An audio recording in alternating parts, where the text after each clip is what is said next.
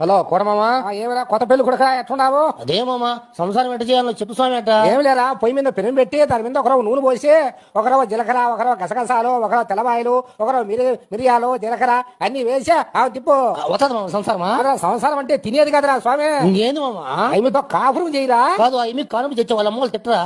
కానుపు కాదురా నాయన కాపురం రా. అదే ఎన్ఆర్పురమా లేకపోతే సీతారాంపురమా? అరే నాయన అది ఊరి పేరు కాదురాయే కాపురము.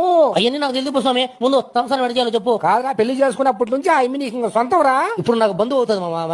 బంధువు కాదురా స్వామి నీ పెళ్ళావరా. ఆమెను నువ్వు ఏమైనా అనుకోవచ్చురా. ఇంకా కాదు మామ ఆమెను ఏమన్నా అంటే వాళ్ళమ్మ వాళ్ళ ఆయన కొట్టరా నన్న?